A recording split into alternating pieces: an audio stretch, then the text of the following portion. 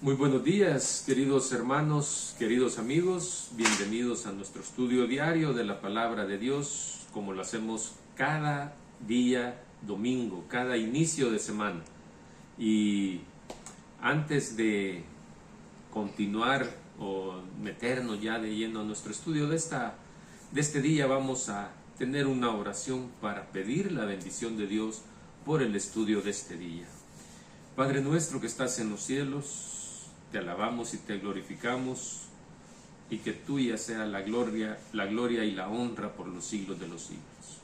Gracias, Señor, porque nos das un nuevo día y nos das una nueva semana. Ahora, Padre, y como siempre lo hacemos cada mañana, estudiamos tu palabra, Señor, y Señor, siempre queremos hacerlo con la ayuda de tu Espíritu Santo. No queremos hacerlo con el pensamiento nuestro, Señor, sino que seas tú quien nos dirija y quien nos haga entender, Señor, y quien nos explique, quien nos enseñe. Que tu Espíritu Santo pueda guiarnos en este estudio y que sea de beneficio para cada uno de nosotros. Acompáñanos y quédate con nosotros en los próximos minutos. Lo suplicamos en Jesús. Amén. El amor de Dios y su justicia es el título de este trimestre. Ese es el tema del trimestre que estamos estudiando durante estos 3 meses. Y llegamos ya a la lección número 5, la ira del amor divino. Ese es el tema de estudio para esta semana, la ira del amor divino. Y para hoy, domingo 26 de enero, el tema es afligido por el mal. Pero ¿quién es el afligido? ¿Será que el afligido por el mal, quién es? ¿Será que Dios es el que se aflige por el mal? ¿O será que el hombre? ¿Quién es el que se aflige? Yo no creo que sea Dios el que esté afligido por el mal. Y si Él está afligido por el mal, es por el hecho de que a causa de este mal, el hombre puede perderse, el hombre puede perder su salvación, puede perder su vida eterna a causa del mal. Y si Dios se aflige por nosotros, es por ese inmenso amor que tiene para cada uno de nosotros. En el estudio de hoy la invitación está para que leamos el Salmo 78. Después del Salmo 119 es el salmo más grande, es el que más versículos tiene. Y por eso es que no vamos a leerlo todo. Vamos a hacer un análisis, ¿verdad? Un pequeño análisis del Salmo 78. Y la invitación es, ¿verdad? Pedirles de corazón que ustedes, allí en su casa, en su lugar donde ustedes se encuentren, puedan realizar la lectura de este salmo. Es un salmo muy bonito que nos va a ayudar a comprender cuán grande es el amor de Dios, ¿verdad? Tiene 72 versículos este salmo, así que por eso no lo vamos a hacer acá por cuestiones de tiempo, ¿verdad? Pero la invitación es para que lo hagas ahí donde tú estás. Bien, el estudio de hoy vamos a hacer ese pequeño análisis, como decíamos, de este salmo. Y es que en este salmo se repasa la historia del pueblo de Israel desde Egipto hasta el restablecimiento del reino en el tiempo de David, ¿verdad? Ese es el tiempo que este salmo nos presenta, ¿verdad? Esta historia. Y el salmista recuerda en este salmo las rebeliones del pueblo y su merecido sufrimiento y castigo, ¿verdad? A fin de amonestar a Israel a que fuera fiel a Dios. Ese es el objetivo de que este salmista escribió el Salmo 78, ¿verdad? Y uno de los propósitos es enseñar precisamente eso, a ser fieles, a vivir una vida justa, haciendo una advertencia para el presente y que esto también sirva de consejo para el futuro.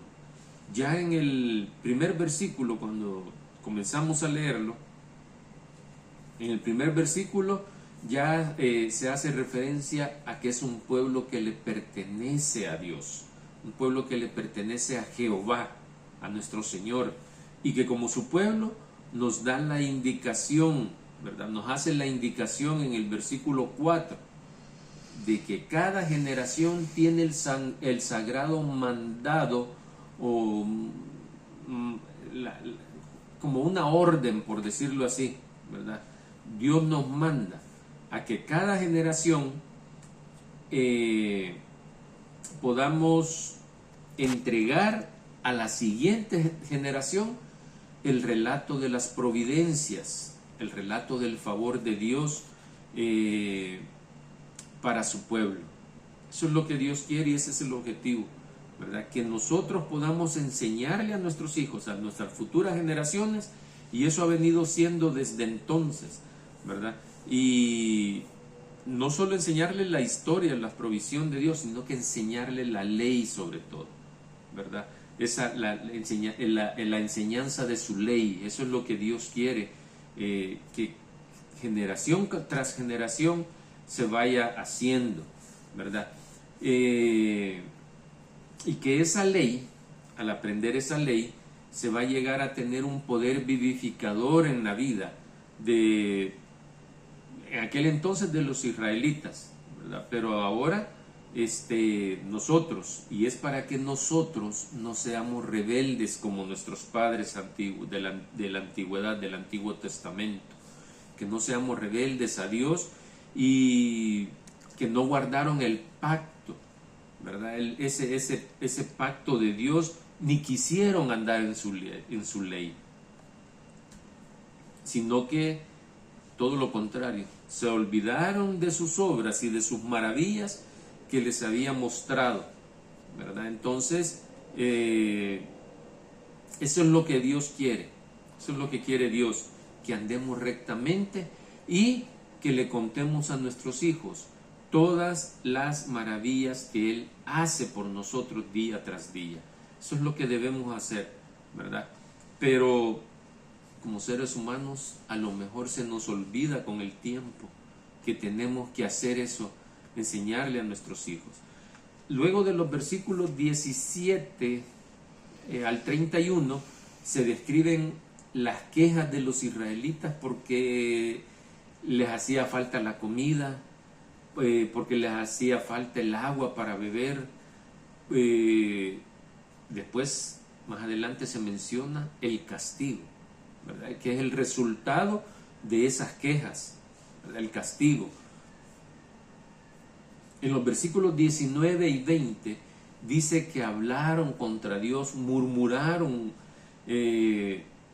hablaron contra Dios murmurando si Dios podía proveerles agua, si Dios podía proveerles pan, o incluso recordemos que también reclamaron que querían comer carne, ¿verdad? Y a pesar de esa murmuración, Jehová vuelve a mostrar su amor por ellos. Y en los versículos 23 al 29 leemos cómo Él les cumple su deseo y les da carne, ¿verdad? Acordémonos que les mandó esas aves para que ellos pudieran alimentarse, ¿verdad? Les dio pan de ángeles también, les dio trigo de los cielos y como les acabo de decir, Él les hizo llover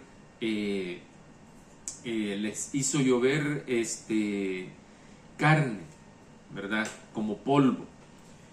Y comieron y se saciaron, ¿verdad? Los israelitas se saciaron. Y con todo eso, el versículo 32, después de haber leído eso, en el versículo 32, el salmista nos explica que nuevamente el pueblo de Israel pecó, ¿verdad? Y no dieron crédito a todas esas maravillas, que Dios había hecho por ellos. Y el versículo 34 dice que cuando los hacía morir, entonces ellos buscaban a Dios. Entonces ellos buscaban al Señor y se volvían solícitos en busca de Dios. De este versículo, del 34 al 39, podemos leer cómo se presenta ese cuadro del pecado y su castigo. Ahí podemos leer cómo Dios presenta ese cuadro, ¿verdad? De pecado y de castigo, ¿verdad? Del retorno transitorio del pecador a Dios y de la infinita compasión que el Señor tiene para cada uno de ellos. El retorno, o sea, ese retorno, les dije transitorio, ¿verdad? Del pecador a Dios. ¿Por qué transitorio? Bueno, porque es un retorno transitorio porque en ese retorno, cuando ellos volvían a buscar a Dios, no lo hacían aborreciendo el pecado, sino más bien lo hacían porque tenían miedo del castigo que les iba a llegar. Ese era el asunto. Entonces, ¿cuántas veces se rebelaron contra él en el desierto? ¿Cuántas veces hizo eso el pueblo de Dios? Lo enojaron, dice el versículo 40, y volvían y tentaban a Dios y provocaban al Santo de Israel, continúa diciendo el versículo 41. Y también se les olvidó todo lo que en el pasado Jehová había hecho por ellos y por sus antepasados, cuando los sacó de Egipto y envió las 10 plagas. Se les olvidó todo eso que Jehová había hecho por ellos. Y más adelante en el versículo 52 leemos que hizo salir a su pueblo como ovejas y los llevó por el desierto como un rebaño. ¿Se imaginan ustedes a qué pastor se le va a ocurrir llevar sus rebaños, sus ovejas, llevarlas al desierto para darles pasto? O sea, ningún pastor va a hacer eso, ¿verdad? Bueno, con Dios todo está perfectamente planificado, ¿verdad? No, ahí no hay problema. Entonces, por eso dice que Dios se lo llevó al desierto para pastorearlos, ¿verdad? Llevó su rebaño al desierto, porque con Dios todo está planificado perfectamente. Él mismo iba a ser su sustentador, ¿verdad? Y Él mismo iba a ser también su protector. Y llegaron hasta que les repartió sus tierras como heredad en la tierra de Canaán, ¿verdad? Que era la tierra prometida.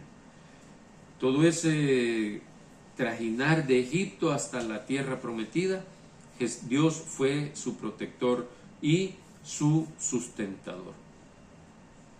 Luego en los versículos 56 al 64 se relata de nuevo la triste historia de la rebelión y castigo del pueblo.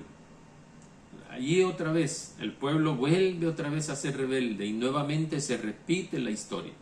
Tentaron y enojaron al Dios Altísimo y no guardaron sus testimonios. Le provocaron a celo, ¿verdad? A tener celo. Y es que Dios exige que le sirvamos con todo nuestro ser. Él no exige nada a medias. Él no quiere nada a medias. Él exige que le entreguemos todo nuestro ser. Y luego, como quien duerme, dice el versículo 65, dice como quien duerme, ¿verdad? Quiere decir que Jehová estaba indiferente ante su pueblo, ¿verdad? Hasta el momento en que se decidió levantarse para ayudarlo, ¿verdad? Jehová se había apartado del pueblo por su rebelión. Y cuando leemos este salmo detenidamente, nos damos cuenta que la historia de Israel no es diferente a nuestra historia hoy en día, ¿verdad? A pesar de todas las bendiciones que Dios hace sobre cada uno de nosotros, actuamos como el pueblo de Israel. Nos rebelamos, nos olvidamos de Él, nos volvemos tercos, nos volvemos rebeldes, ¿verdad? Provocando así la ira de Dios en respuesta a nuestros pecados. El hombre está en dificultades, pero Dios lo socorre. Oímos el clamor no solo del hebreo, sino del hombre universal que se eleva a Dios en procura de ayuda. Y vemos la mano de la omnipotencia que desciende para socorrer al hombre. Y finalizamos el estudio de hoy concluyendo que, como decía el tema, los afligidos por el mal debemos ser nosotros, ¿verdad? Tenemos que dejar de ser rebeldes y buscar siempre ser fieles al Señor y a comportarnos de manera diferente, ¿verdad? De las rebeldes generaciones pasadas. Tenemos que ser diferentes a ellos. Para eso se escribió esa historia. No debemos olvidar cómo lo hicieron ellos. Recordemos siempre todo lo que Dios ha hecho en las generaciones pasadas y más aún en nuestra vida. Pongamos nuestra confianza en Dios y guardemos sus mandamientos y enseñémosle también a las futuras generaciones, que eso es lo que ha faltado en este mundo, enseñarle a las futuras generaciones el temor a Dios, la obediencia. Que Dios nos ayude. Nos vemos mañana acá para otro estudio más. Hasta pronto y que Dios te bendiga.